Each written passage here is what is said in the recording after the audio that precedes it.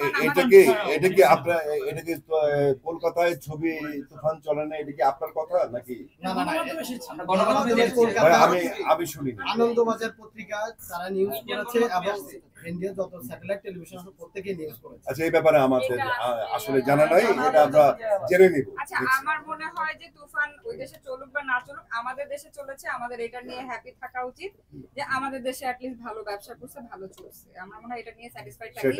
ওদেরটা ওরা বুঝবে, আসলে ওদেরটা নিয়ে আমাদের দেশের প্রোডিউসার খুশি, আমাদের ডিরেক্টর খুশি, আমরা হ্যাপি, বাস আমাদের দর্শকরাও হ্যাপি। তারপর আপনি নাটক করছেন, নাটকের ব্যস্ততার বিষয় একটু জানতে চাই। নাটকে অনেক ব্যস্ত আছি এখন। তানা মোশাররফ ভাইয়ের সাথে কাজ করা হচ্ছে। রোজার ঈদে তো 11টায় কাজ করলাম, কোরবানি ঈদে 7টা গেছে, সামনে আরো 5টা খুব তাড়াতাড়ি বাংলা ভিশন, এনটিভি আর টিভিতে আসবে। তো কন্টিনিউয়াসলি এখন নাটকেই কাজ করে যাচ্ছি। আর দীপ্ত প্লের একটা ওয়েব সিরিজ করার কথা আছে, ওইটা খুব শীঘ্রই শুরু হবে। সিনেমা যে আপনাকে পাওয়া যাবে কবে থেকে? সিনেমাটা বলতে পারি না। সিনেমা যখনই আমি আমার পছন্দ মতো গল্প, ডিরেক্টর, কো আর্টিস্ট পাবো, আমি সিনেমা করব। সিনেমার জন্য অলওয়েজ ওয়েলকাম। নাটক করে যাচ্ছি, ভালো গল্প পেলে, এমন না যে অফার আসে না, বাট 3টা অনুদানের সিনেমার কথা চলছে। আই হোপ 1টা বা 2টা তো সাইন করবোই, করলে আপনাদেরকে জানাবো।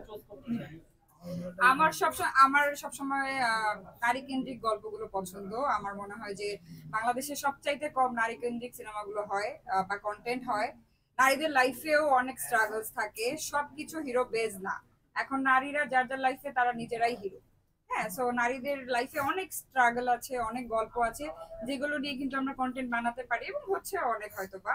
সো আমি নারী প্রধান মানে কেন্দ্রিক চরিত্রগুলো করতে বেশি পছন্দ করি। সেটা রবীন্দ্রনাথের কোনো ক্যারেক্টার হতে পারে, সেটা কোনো অ্যাকশন লেডি হতে পারে।